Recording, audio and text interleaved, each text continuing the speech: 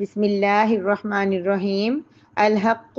یہ حق ہے، من سے، ربی رب کا آپ کے، فا پس لا نہ تکن آپ ہو جائیے، من سے الممترین شک کرنے والوں میں، فا پس من جو شخص حاجہ جھگڑا کرے، کا اے نبی آپ سے، فی ہی اس معاملے میں، من بعدی بعد اس کے، ما جو جاءکا آ چکا آپ کے پاس، من العلم علم میں سے، فقل تو آپ کہہ دیجئے، تعالو تم آ جاؤ، ندعو ہم بلاتے ہیں، ابناءنا اپنے بیٹوں کو، و ابناءکم اور تمہارے بیٹوں کو، و نساءنا اور اپنی عورتوں کو، و نساءکم اور تمہاری عورتوں کو، وانفسنا اور ہم اپنی جانوں کو، وانفسکم اور تمہاری جانوں کو، ثم پھر، نبتہل ہم گڑ گڑا کر دعا کریں، فنجعل پس ہم کر دیں، لعنتا لعنت، اللہ اللہ کی، علی الکاذبین جھوٹوں پر، الحق من ربک یہ سب آپ کے رب کی طرف سے حق ہے، فلا تکن من الممترین پس آپ شک کرنے والوں میں سے نہ ہو جانا، فمن حاجک فیہ من بعد ما جاءک من العلم بس جو شخص بھی علم آنے کے بعد آپ سے اس معاملے میں جھگڑا کرے، فقل تعالوا ندعو ابناءنا وابناءکم ونساءنا ونساءکم وانفسنا وانفسکم تو آپ کہہ دیجئے کہ تم آؤ، ہم اپنے بیٹوں کو بلاتے ہیں، تم اپنے بیٹوں کو، ہم اپنی عورتوں کو لے آتے ہیں، تم اپنی عورتوں کو لے آؤ، ہم خود بھی آتے ہیں، تم بھی خود آ جاؤ، ثم نبتہل فنجعل لعنت اللہ علی الکاذبین پھر ہم گڑ گڑا کر اللہ سے دعا کریں اور ہم یہ دعا کریں کہ اللہ کی جھوٹوں پر لعنت ہو۔ نحمدہ و نصلی علی رسولہ الکریم، اما بعد، سورہ آل عمران کی آیت مبارکہ نمبر 60 ہے، جس میں اللہ رب العزت حضرت عیسیٰ علیہ السلام کے واقعات کو بہت تفصیل کے ساتھ بیان کرنے کے بعد، ہمیں بہت ڈیٹیل میں اللہ پاک بتانے کے بعد کہ عیسیٰ اللہ کے بندے ہیں، اللہ کے نبی ہیں، اللہ کے رسول ہیں، اور کس طرح سے ان کی پیدائش ہوئی، یہ بھی اللہ تعالیٰ کی کیسی حکمتیں تھی اس میں، اور اللہ کی قدرت کی یہ کیسے نشانی ہے، یہ سب کچھ بتانے کے بعد اللہ رب العزت آقا دو جہاں حضرت محمد مصطفیٰ صلی اللہ علیہ وسلم کو فرما رہے ہیں کہ الحق من ربک یہ سب جو باتیں آپ کو بتائی گئی ہیں، جو سب واقعات آپ کو سنائے گئے ہیں، یہ سب کے سب آپ کے رب کی طرف سے حق ہیں، فلا تکم من الممترین آپ شک کرنے والوں میں سے نہ ہو جانا۔ تو میری پیاری بہنوں، کیا حضرت محمد صلی اللہ علیہ وسلم شک کرتے تھے؟ لا تکن امر کا یہ حاضر کا صیغہ ہے، تو اللہ پاک حضور صلی اللہ علیہ وسلم سے فرما رہے ہیں، تو یہ قرآن کریم کا اسلوب ہے۔ بہت مرتبہ آپ دیکھیں گے کہ اللہ رب العزت جو بات مجھے اور آپ کو سمجھانا چاہ رہے ہیں، جو بات صحابہ کرام کو بتانا چاہتے ہیں، اور جو بات مسلمانوں کو اور امت محمدیہ کو سمجھانا چاہتے ہیں، اس کے لیے نبی کریم صلی اللہ علیہ وسلم کو مخاطب فرماتے ہیں، اور یہ شک کر تو نہیں لینا، فلا تکن نہ ہو جانا، یعنی تمہیں یقین تو ہے تو اپنے یقین پہ ثابت قدم رہنا، اس میں کوئی رد و بدل نہ ہو جائے، اس میں کوئی شک نہ ہو جائے، کوئی ڈاؤٹ نہ ہو جائے۔ کیسے؟ کبھی کبھی انسان جو عام انسان ہے ہم جیسے، ان کا یہ ہوتا ہے کہ اگر ان کے پاس کسی چیز کے بارے میں پختہ علم نہ ہونا، تو اس سے اگر دوسرے لوگ کسی بارے میں، دین کے کسی بات کے بارے میں کوسچن کرنا شروع ہو جاتے ہیں تو وہ پزل ہو جاتا ہے، چونکہ اس کا علم کم ہوتا ہے، اس کو پوری بات پتہ نہیں ہوتی، وہ بحث میں پڑ جاتا ہے۔ تو جب دوسرا سوال پہ سوال، سوال پہ سوال کرتا ہے اور اس کا جواب نہیں آتا، تو یہ اس شک میں پڑ جاتا ہے کہیں میں ہی غلط تو نہیں ہوں۔ ایسی سچویشن نہ پیدا ہو میری پیاری بہنوں، اللہ کے قرآن کے بارے میں کبھی بھی ہمارے دل میں کوئی شک و شبہ والی بات نہ آئے۔ ہر چیز کو جب اگر جہاں ہماری ذہن میں بات نہیں بیٹھ رہی، کوئی چیز ہمیں سمجھ میں نہیں آ رہی اور ہمیں کچھ ڈاؤٹ ہو رہا ہے، تو پھر وہ ہمارے ذہن کی کمی ہوگی، ہمارے سمجھنے کی کمی ہوگی، یہ سوچ کے خاموش رہیں اور اللہ رب العزت پہ چھوڑ دیں، کیونکہ اللہ کے قرآن کے اندر کوئی شک والی بات نہیں ہو سکتی۔ ہاں، ہماری فہم کی کمزوری ہو سکتی ہے، میرے بتانے کی کمزوری ہو سکتی ہے، آپ کے سننے میں سمجھ کے میں کی کمی ہو سکتی ہے، لیکن اللہ رب العزت کا کلام حق ہے، برحق ہے، سچ سچ ہے، اس میں کوئی ڈاؤٹ نہیں، کوئی شک نہیں ہے، لا ریب فیہ، قرآن نازل ہونے سے پہلے اللہ پاک نے کہہ دیا تھا اس قرآن میں کوئی شک والی بات نہیں ہے، کوئی ڈاؤٹ کے ذرا برابر بھی ایسی اشکال والی بات اس میں نہیں ہوگی۔ لہٰذا اگر وہ کرسچنز کوئی سوال کریں، کوئی بات کریں، تمہیں جواب آتا ہے تو دو، اگر نہیں آتا تو چپ رہو، لیکن اپنے اسلام کے بارے میں خود ہی شک میں نہ پڑ جانا، اپنے ایمان کو داؤ پہ نہ لگا دینا۔ اس لیے میری پیاری بہنوں، ہمارے ذہنوں میں ایسے اشکالات اگر باتیں آتی ہیں ڈائریکٹ قرآن کریم کی کسی آیت کے بارے میں، تو پھر ہمیں کیا کر لینا چاہیے؟ یقین رکھنا چاہیے کہ کوئی نہ کوئی بات ایسی ہے جو میری سمجھ میں نہیں آ رہی ہے، لیکن اللہ پاک کا کلام درست ہے، صحیح ہے اور حق ہے۔ اب میری پیاری بہنوں، آپ نے بہت ڈیٹیل میں سورہ آل عمران کے سٹارٹ سے آپ پڑھ رہے ہیں، تھوڑی سی اور دوبارہ ایک دفعہ سن لیجئے۔ حضرت محمد مصطفیٰ صلی اللہ علیہ وسلم نے اللہ پاک کے حکم سے جب مختلف مقامات کو خطوط لکھ کے بھیجے، تو ایک نجران کا جو ہرکل بادشاہ تھا وہاں کا عیسائی، اس کو بھی خط لکھ کے بھیجا اور اس کو دعوت دی کہ دین اسلام کو قبول کر لو، اگر تم نے دین قبول کر لیا تو تم جو ہے وہ دوسروں کے لیے بھی نجات کا ذریعہ بن جاؤ گے، تو دوسرے بھی تمہارے لیے، تم دوسروں کے لیے بہترین نمونہ بن جاؤ گے، ڈبل اجر تمہیں ملے گا۔ لیکن اگر تم ایمان نہ لائے، تمہاری وجہ سے تمہاری عوام ایمان نہ لائی، تو ان کا گناہ بھی تمہارے سر پہ ہوگا۔ اس طرح کا خط لکھے بجائے جس میں دعوت دی اس کو کہ یا تو اسلام قبول کر لو، یا پھر یہ کہ جزیہ دینا قبول کر لو، اور یا پھر یہ ہے کہ جنگ کے لیے تیار ہو جاؤ۔ جس کی آپ کو پتا ہے کہ کوئی بھی غیر مسلم اسلامی ریاست کے اندر اپنا ٹیکس وغیرہ دے کے رہ رہے ہوتے ہیں، جزیہ دے کے رہتے ہیں، تو ان کو اجازت ہوتی ہے، ان کے ساتھ جنگ نہیں کی جاتی۔ تو یہ نہیں گویا کہ وہ مانتے ہیں اس بات کو کہ ہم آپ کے انڈر رہ رہے ہیں۔ تو وہ اس نے بادشاہ نے کیا اپنے لوگوں کو جمع کیا، بہت ڈیٹیل ہے اس آیت مبارکہ کے اندر، لوگوں کو جمع کیا اور وہاں سے ایک وفد تیار کیا، ان کو کہا کہ تم جا کے پتہ تو کرو یہ کون بندہ ہے جو اس طرح کا میسیج مجھے دے رہا ہے، صحیح ہے غلط ہے کیا ہے، یہ ایسا کیوں کہہ رہا ہے، ہمیں کیا کرنا چاہیے۔ تو عیسائیوں کا وفد جو ہے وہ وہاں سے آیا مدینہ منورہ، اور نبی کریم صلی اللہ علیہ وسلم سے آ کے بحث و مباحثہ کافی 2-3 دن چلتا رہا۔ ان کے جو بعض روایات میں 60 تک بندے ہیں، جن میں ان کے عالم جو ہے وہ 12 تک تھے، مختلف روایات ہیں۔ بہرحال ان کے جو سب سے بڑے لیڈرز جو تھے وہ 3 تھے، حادثہ، سید اور عاقب، یعنی ان کا پہلا ورڈ ہے، مزید لمبے لمبے ان کے نام ہیں۔ یہ 3 بہت زیادہ یعنی کہ ایسے تھے کہ جن کی بات وہ نجران میں سب ہی مانتے تھے۔ تو یہ انہوں نے نبی کریم صلی اللہ علیہ وسلم بڑی پوشاکیں پہنی ہوئی، بڑے قیمتی جو ہے نا انگوٹھیاں وغیرہ پہنی ہوئی، بلکہ پہلے تو آئے تو صلی اللہ علیہ وسلم نے ان سے بات ہی نہیں کی، اور پھر جب انہوں نے یہ چیزیں اتار کے سمپل بن کے آئے تو آپ صلی اللہ علیہ وسلم نے ان سے بات چیت کی، تو وہ جو سوال کرتے آپ جواب دیتے، کوئی سوالات آپ صلی اللہ علیہ وسلم بھی ان سے کر لیتے۔ تو اس طرح بات چیت چلتے چلتے آخر کل کی آیت مبارکہ میں ہم نے جواب سوال پڑھا تھا ایک، کہ انہوں نے عیسیٰ علیہ السلام کے بارے میں پوچھا کہ بن باپ کے کیسے پیدا ہوئے۔ آج کی آیت مبارکہ میں کہا جا رہا ہے کہ جب اس سوال کا جواب بھی قرآن کے ذریعے ان کو تو پہنچ گیا کہ جیسے آدم پیدا ہوئے ویسے عیسیٰ بھی پیدا ہو گئے، وہ ساری ڈیٹیل جو ہم نے کل پڑھی تھی۔ تو پھر اب کیا ہوا، جب حضور صلی اللہ علیہ وسلم نے ان سے کہا کہ اب تو ایمان لے آؤ، اب تو اسلام قبول کر لو، کہنے لگے ہم تو خود اسلام پہ ہیں۔ انہوں نے فرمایا ہمارے اس دین کو، قرآن کو مانو، کہنے لگے نہیں، ہم حضرت عیسیٰ علیہ السلام کو اللہ کا بیٹا کہتے ہیں اور مانتے ہیں اور سب کچھ۔ حالانکہ اچھی طرح یہ آیت مبارکہ کے اندر ہی دیکھیے کہ اللہ تعالیٰ فرما رہے من بعد ما جاءک من العلم، جب آپ کے پاس علم آ چکا، یعنی آپ کے پاس پھر ان کو بھی آپ نے سارا علم سنا دیا، قرآن کریم کے ذریعے تم نے سب کچھ ان کو بتا دیا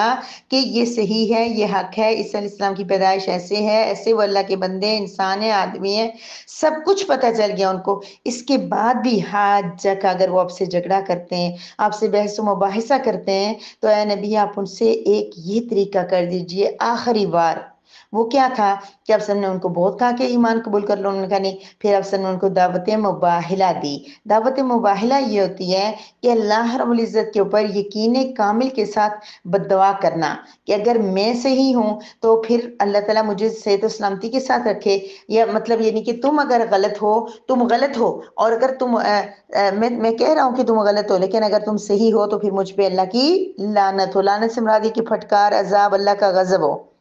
ٹھیک ہے۔ یعنی کہ اس میں یہ ہوتا ہے کہ مباہلہ کے اندر یہ ہوتا ہے کہ وہ سارے جو مرد عورتیں باہر آ جاتے ہیں، نکل کے کھلے میدان میں ہوتے ہیں اور پھر دعا کرتے ہیں، یعنی کہ ایک قوم، ایک جو ایک طرف کی جماعت ہوتی ہے، گروہ ہوتی ہے، وہ کہتے ہیں کہ میں سچ پر ہوں، میں حق پر ہوں، اگر میں غلط ہوں، میں اگر جھوٹ بول رہا ہوں کہ میرا اللہ ایک ہے اور یہ جو بھی ہم مسلمانوں کے عقائد ہیں، تو پھر کیا ہوگا؟ اللہ کی مجھ پہ لعنت برسے۔ پھر دوسرا بھی کہتا ہے کہ اگر میں غلط ہوں تو مجھ پہ لعنت، تو لعنت اللہ علی الکاذبین، دونوں مل کے ہی کہتے ہیں کہ جو بھی ہمیں سے جھوٹا ہونا اس پہ اللہ کی لعنت ہو، اس پہ اللہ کا غضب ہو، اس پہ اللہ کا عذاب ہو۔ اور یہ معمولی بات نہیں ہے، یہ ہر کوئی نہیں کر سکتا۔ نبی کریم صلی اللہ علیہ وسلم نے کبھی مشرکین سے بھی ایسا نہیں کیا، صحابہ کرام نے بھی مباہلہ نہیں کیا، کوئی معمولی بات نہیں۔ لیکن اللہ پاک کا بھی حکم آیا تھا تو حضور صلی اللہ علیہ وسلم نے مباہلہ کیا۔ آپ صلی اللہ علیہ وسلم نے ان سے کہا کہ ہم ایسا کرتے ہیں کہ مباہلہ کرتے ہیں۔ وہ انہوں نے کہا کہ نہیں ابھی نہیں، ہم سوچ کے آپ کو جواب دیں گے۔ وہ چلے گئے واپس جہاں پہ ان کی رہائش وغیرہ تھی۔ تو دوسرے دن وہ باہر آئے تو دیکھا حضرت محمد مصطفیٰ صلی اللہ علیہ وسلم اپنے ساتھ حضرت فاطمہ رضی اللہ تعالیٰ عنہ کو، حضرت علی رضی اللہ تعالیٰ عنہ کو اور حضرت امام حسن اور امام حسین رضی اللہ تعالیٰ عنہ کو لے کے باہر نکلے ہوئے ہیں۔ یعنی اپنے اپنی پوری فیملی میں سے ان چاروں کو چوز کیا۔ داماد بھی بیٹا ہوتا ہے، داماد بھی بیٹا ہوتا ہے، اپنے خاندان کا ہوتا ہے۔ ویسے بھی حضرت علی تو ان کے چچا زاد بھائی بھی تھے، لیکن پھر بھی کیا کیا کہ ان کو بھی لے کے باہر آ گئے۔ ان لوگوں نے رات کو یہ آپس میں مشورہ کیا کہ اب کیا کریں، ہم لوگ مباہلہ کریں یا نہ کریں۔ ایک دوسرے سے سب نے اپنی اپنی رائے دی۔ جو ان میں سب سے بڑا تھا عاقب، اس نے کہا کہ مجھے تو لگتا ہے کہ یہ اللہ کا نبی ہے جس کے بارے میں ہماری کتب میں لکھا ہوا ہے کہ اسماعیل علیہ السلام کی اولاد میں سے ایک نبی آئے گا، تو مجھے لگ رہا ہے کہ یہ وہی نبی ہے۔ لہٰذا اگر ہم نے اس کی بات اس کے ساتھ مباہلہ کر لیا تو اس کی لعنت کی دعا قبول ہو گئی، تو ہم میں سے ایک عیسائی بھی دنیا میں نہیں بچے گا، ہمارا ایک ناخن دنیا میں نہیں بچے گا، ہم ذلیل اور رسوا ہو جائیں گے۔ لہٰذا ہم اس طرح کی اس سے بحث نہیں کرتے، ہم جو ہے چپ چاپ واپس اپنی بستی میں چلے جاتے ہیں۔ تو پھر صبح ایسا ہوا کہ وہ آئے اور آگے دیکھا کہ نبی کریم صلی اللہ علیہ وسلم اس طرح اختیاری کے ساتھ خاندان کو لے کے باہر آئے ہوئے مباہلے کے لیے۔ تو ان میں سے ایک نے اس وقت بھی اپنے ساتھیوں کو کہا کہ میں ایسے نورانی چہرے دیکھ رہا ہوں کہ اگر یہ دعا کریں تو پہاڑ بھی اپنی جگہ سے سرک جائے، اور یہ اگر ہمارے لیے دعا کریں گے تو کوئی عیسائی قیامت تک دنیا میں زمین پہ باقی نہیں بچے گا۔ چپکے سے واپس چلتے ہیں۔ پھر وہ آئے نبی کریم صلی اللہ علیہ وسلم کے پاس آ کے کہنے لگے کہ آپ جو ہے وہ ہمارے لیے ایسا نہ کریں، ہم اس کے لیے تیار نہیں ہیں، ہم جو ہے واپس جا رہے ہیں، ہمارا آپ کے ساتھ کوئی جھگڑا نہیں ہے، ہم جزیہ دینے کے لیے تیار ہیں۔ جزیہ دینے کے لیے تیار ہونے کا مطلب یہ ہے کہ ہم آپ کے انڈر ایک جو ہے وہ اس کے آپ کے زیر اس میں ہی رہیں گے، اور آپ آرام سے جو ہے نا ہمارے کے ساتھ کوئی جنگ وغیرہ لڑائی نہیں ہوگی، اور نہ ہم آپ کے مقابلے میں کفار کا دشمنوں کا ساتھ دیں گے، اور یہ ساری باتیں ہوتی ہیں۔ یعنی ورڈنگ دیکھیے، فکل آپ کہہ دیجئے اللہ پاک حضور صلی اللہ علیہ وسلم کی، آپ آؤ ہم اپنے بیٹوں کو، تم اپنے بیٹوں کو۔ تو بیٹوں میں حضور صلی اللہ علیہ وسلم کون لائے؟ حضرت فاطمہ اپنی پیاری بیٹی کو لے کے آئے اپنے بیٹوں میں، اور ان کے بچے امام حسن اور حسین، تو گویا نواسہ نواسے بھی اپنے بچے ہوتے ہیں۔ پھر یہ نساء نہ اپنی عورتوں کو اور تم اپنی عورتوں کو، یعنی اس وقت وہی سامنے ہوئی ہوں گی تو حضرت فاطمہ کو ہی لے آئے، ابھی ازواج وہاں پر نہیں آئی، تو ہم اپنی عورتوں کو تم اپنی، ان کی عورتیں تو نہیں تھی۔ مطلب یہ ہے کہ مباہلے کا طریقہ یہی ہوتا ہے کہ جو ہے ہم بھی سب کو اپنی فیملی کو لے کے باہر رہیں گے، تم بھی، کیونکہ بندہ اپنے بارے میں کچھ بھی کر سکتا ہے لیکن فیملی کے بارے میں رسک لینا بڑا مشکل کام ہوتا ہے۔ فیملی کے بارے میں بندہ بد دعا کر کے نا کہ میرا گھر تباہ ہو جائے اگر میں اس جھوٹی ہوں، یا اس طرح کے اکثر لوگ اسے ورڈنگ بولتے بھی ہیں، لیکن یہ غلط بات، اچھی بات نہیں ہے اپنے خاندان کو کسی قسم کے رسک میں۔ اگر سچے ہو تو بس صرف کہہ دو کہ میں سچا ہوں، اللہ تو جانتا ہے دیکھتا ہے، کیا ضرورت ہے اس سب کی۔ لیکن یہ کہ ان کو کہا وانفسنا، میں خود بھی آؤں گا، تم بھی خود آنا، یعنی ہمیں جو موجود ہیں تم اور ہم سارے ڈٹے ہوتے ہیں، تو ہم کیا کرتے ہیں؟ دعا کرتے ہیں کہ اللہ کی لعنت ہو جھوٹوں پر۔ اور پھر جب یہ انہوں نے جزیہ دینا قبول کر لیا تو کہنے لگے ہمارے ساتھ اپنا کوئی جو ہے نا امانت دار بندہ بھیجیے جو ہمیں دین کی یعنی مختلف، یہ جس کو ہم جزیہ وغیرہ دیا کریں، اور یہ سارے معاملات ہمارے آپ کی طرف سے یعنی ایک سیکرٹری کی حیثیت سے ہوگا۔ آپ صلی اللہ علیہ وسلم نے ان سے فرمایا کہ میں کل ایسے آدمی کو تمہارے ساتھ بھیجوں گا جو میری نظر میں سب سے زیادہ امانت دار ہے۔ بڑی پیاری ورڈنگ مجھے اچھی لگی۔ جب وہ عمر رضی اللہ تعالیٰ عنہ کس چیز میں آگے نہیں تھے، لیکن جب انہوں نے یہ دیکھا تو وہ بے تاب ہو گئے کہ میں نہ ہو جاؤں، میں ہو جاؤں اس تعریف کا مستحق جو آپ نے فرمائی ہے کہ امانت دار۔ ظہر کی نماز پڑھنے کے لیے آئے تو سب سے آگے آگے ہو رہے، بار بار صلی اللہ علیہ وسلم ادھر ادھر دیکھ رہے، کسی کا انتظار کر رہے، کسی صحابی کا، تو آپ دیکھ رہے کہ میری طرف کیوں نہیں دیکھ رہے۔ تو اب صلی اللہ علیہ وسلم کی حکمتیں سو ہوں گی۔ اب حضرت جب بعد میں ساری نماز وغیرہ ہو گئی تو اب عبیدہ بن جراح وہاں پہ آئے ہوئے تھے، تو ان کو نبی کریم صلی اللہ علیہ وسلم نے ان کے ساتھ بھیجا، یعنی کہ حضرت ابو عبیدہ بن جراح کو اللہ حضور صلی اللہ علیہ وسلم نے امین کا لقب دیا کہ میری امت کا امین یہ ہے۔ کیا صحابہ تھے، کیا ان کی امانت داری تھی کہ اللہ کے رسول اس قدر ان پہ بھروسہ کرتے تھے، اور حضرت عمر رضی اللہ تعالیٰ عنہ کی طلب بھی کہ کتنا کچھ کرنے کے باوجود ہر چیز میں آگے بڑھنے کی حسرت، اے کاش ہم لوگوں کے اندر بھی یہ چیز آ جائے، ہم بھی ہر چیز میں، دین کے معاملے میں، دنیا کے معاملے میں تو ہم آگے آگے بڑھ چڑھ کے، ہمارا اس کا میک اپ اتنے کا، ہمارا اس سے بھی اچھا ہونا چاہیے، اس کے کپڑے ایسے ہمارے اس سے بھی اچھے، اس کی عیاشی ایسی، اس کا گھومنا پھرنا ایسا، اس کی زندگی، اس کا لائف سٹائل ایسا، میرا بھی ایسا، اس سے اچھا ہونا چاہیے۔ لیکن دین کے معاملے میں ہم سوچتے ہی نہیں ہیں، کبھی نہیں سوچتے کہ اس نے دین کا علم اتنا حاصل کر لیا، میں کیوں نہیں کرتی؟ اس نے قرآن اتنا پڑھ لیا، میں کیوں نہیں پڑھتی؟ وہ دین کا علم حاصل کرنے کے لیے 2 سال 4 سال 6 سال کے لیے کورس کر رہی ہے، میں کیوں نہیں کرتی؟ نہیں، اس میں ہمارا کوئی وہ فکر، ٹینشن، دنیا آگے بڑھ جائے، لوگ کتنے آگے، میں تو اللہ کا شکر ہے، اس میں تو مجھے بڑی جو ہے نا جلن کہہ سکتے ہیں، یا رشک ہو تو رشک ہے مجھے بہت سارے لوگوں پہ، بہت ساری علامات کو دیکھتی ہوں، ان کے کام دیکھتی ہوں تو بڑا جو رشک آتا ہے، اللہ جی یہ لوگ کس سے کام کر رہے ہیں، کتنا پیارا کام کر رہے ہیں، اللہ پاک میں بھی ان کی جیسی ہو جاؤں۔ تو میری پیاری بہنوں، دین کے مسئلے میں رشک کیا کرو، غور کیا کرو، طلب کیا کرو کہ وہ ایسے تو میں بھی ایسی۔ کچھ چیزیں ہمارے ہاتھ میں نہیں ہوتی، کچھ خوشیاں ہمارے ہاتھوں میں نہیں ہوتی، کچھ نصیب ہوتے ہیں، کوئی کسی کے نصیب، کسی کے والدین کیسے ہوتے ہیں، کسی کے بہن بھائی کیسے ہوتے ہیں، کسی کے بچے کیسے ہوتے ہیں، ہر انسان کا اپنا نصیب ہوتا ہے، نصیب سے کوئی لڑ ہی نہیں سکتا۔ یہ نصیب کس نے ہمیں دی ہے؟ ہمارے رب نے دی ہے۔ کوئی برا بھی ہماری زندگی میں آ گیا نا تو وہ کس نے دی ہے؟ حالانکہ برا کوئی نہیں ہوتا، ہر انسان یہ سوچ کے، ایون کہ میری پیاری بہنیں جو بہت بڑے بڑے گناہ گار ہیں، وہ بھی یہ سمجھ کے کچھ کر رہے ہوتے ہیں کہ ہم صحیح ہیں، وہ اللہ پاک ہے، اللہ پاک ہر ایک کو سمجھ دے کہ وہ صحیح راستہ چنے، صحیح راہ پر چلے۔ لیکن یہ ہے کہ جو بھی انسان ہے نا، وہ یہ سمجھ رہا ہوتا ہے کہ میں بہت صحیح کر رہا ہوں، میں ہمدردی کر رہا ہوں اپنی اولاد کے ساتھ، اپنے بہن بھائیوں، اپنے بچوں کے ساتھ۔ تو یہ ساری چیزیں ہیں، تو کیا ہوا کہ نصیب سے کوئی لڑ نہیں سکتا، تو نصیب پہ خوش ہونا چاہیے۔ میرے نصیب میں رب نے ہی بات لکھی ہے، میرے رب نے میرے یہ ٹیچر لکھے ہیں، میرے رب نے میرے یہ بہن بھائی لکھے ہیں، میرے رب نے میرے دوست لکھے ہیں، میرے رب نے میرا یہ ہسبینڈ لکھا ہے، میرے رب نے میرے یہ والدین میرے لیے لکھے ہیں، میرا نصیب ہے، میں اسی پہ خوش ہوں۔ ورنہ زندگی کبھی سکون سے نہیں گزرے گی جب ہم ہر وقت دوسروں کے سکون کو دیکھیں گے نا، کہ اس کی چیز، یہ چیز اچھی ہے، اس کا یہ سٹائل اچھا، اس کا سکول اچھا، اس کے ٹیچر اچھے، اس کا پیسہ، اس کی گاڑی، اس کا گھر اچھا، تو پھر ہمیں سکون مل ہی نہیں سکتا۔ سکون چاہیے تو جو مجھے رب نے دی ہے نا وہ اچھا، کبھی کبھی نہیں بھی اچھا نا تو انگور کھٹے کہہ دیا کریں کہ اچھا ہے، دیا کس نے ہے؟ رب نے دیا ہے، اگر اس میں آزمائش ہے تو تب بھی مجھے اجر ملے گا۔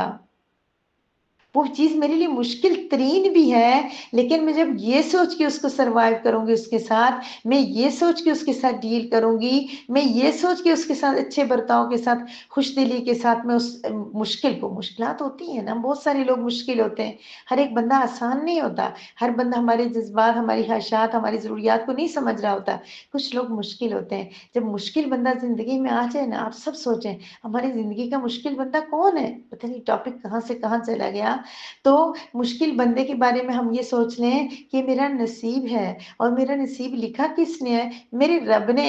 وہ رب جو ماں سے بھی 70 گنا زیادہ مجھ سے پیار کرتا ہے۔ ماں تو کبھی نہیں چاہتی میرے بچے کو کوئی چیز بری ملے، وہ تو چاہتی ہے میری بیٹی کا نصیب، میرے بیٹے کا نصیب، ہر وقت 24 گھنٹے ایک ایک دعا اس کی زبان پہ ہوتی ہے، میرے بچوں کا نصیب اچھا ہو جائے۔ کیا کہنے کا مطلب ہوتا ہے اس کا؟ کہ ان کو اچھا ہم سفر مل جائے۔ تو ماں چاہتی ہی نہیں ہے کہ ان کو کوئی زندگی میں برا ملے۔ تو جو رب 70 گنا زیادہ محبت کرتا ہے، وہ چاہتا ہے کہ تمہاری زندگی میں کوئی برا آئے۔ اگر کوئی تمہاری زندگی میں ایسا ہے جو تمہیں لگ رہا ہے کہ وہ برا ہے، برا کوئی بھی نہیں ہوتا، میری زندگی میں تو کوئی برا آیا ہی نہیں آج تک، کبھی چھوٹا موٹا چلتا رہتا ہے، لیکن دنیا بہت ہی خوبصورت ہے، بہت اچھے لوگ ہیں اس دنیا میں۔ تو کیا ہے کہ کوئی آ گیا تو پھر کیا ہوگا؟ وہ بھی ہمارے لیے اچھا ہوگا، کیونکہ ہم جب اس کو برداشت کریں گے اور خوش دلی سے کریں گے، احسن طریقے سے کریں گے، تو رب کائنات ہمیں اجر دیں گے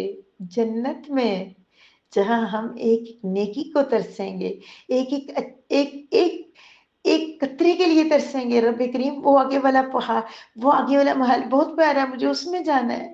رب وہ والی نہر بہت پیاری ہے، مجھے وہاں جانا ہے۔ پھر وہاں پہ پتہ چلے گا اس نے تو ایک ہی مرتبہ سبحان اللہ ہم سے زیادہ کہے گی، وہاں جا کے پتہ چلے گا اس نے ایک ہی آزمائش پہ ہم سے زیادہ صبر کیا تھا، پھر بندہ کہے گا رب کائنات دنیا میں مجھے آزمائشیں ہی دیتی نا، کیا تھا، ہمیں چاہیے ساری آرام دنیا میں، ساری راحتیں آرام، ہر چیز دنیا میں چاہیے، نہیں میری پیاری بہنوں آپ لوگ اب قرآن پڑھ رہے ہیں، اب نکل جائیں اس دنیا کی حرص سے محبت سے، میں اور آپ ہم سب، میں بھی آپ جیسی ہوں، ہم سب نکل جائیں ان چیزوں سے، تو کیا کرتے ہیں اللہ، سوری بہت ٹاپک چینج ہو گیا، لیکن ہم اللہ پاک سے کیا مانگتے ہیں، جو اللہ نے دی ہے اس پہ راضی رہتے ہیں، اور جہاں مشکلات ہیں ان کو خوش دلی سے پیار سے، فرشتہ کوئی بھی نہیں ہوتا لیکن ہم بننے کی کوشش کر سکتے ہیں، ہم بھی اچھا بننے کی کوشش کر سکتے ہیں، ہم اس کو برداشت کریں، کیا سوچ کے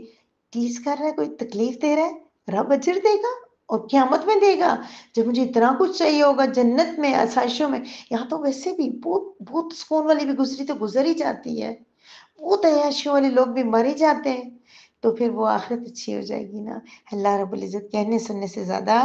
عمل کی توفیق عطا فرمائے، وآخر دعوانا ان الحمد للہ رب العالمین۔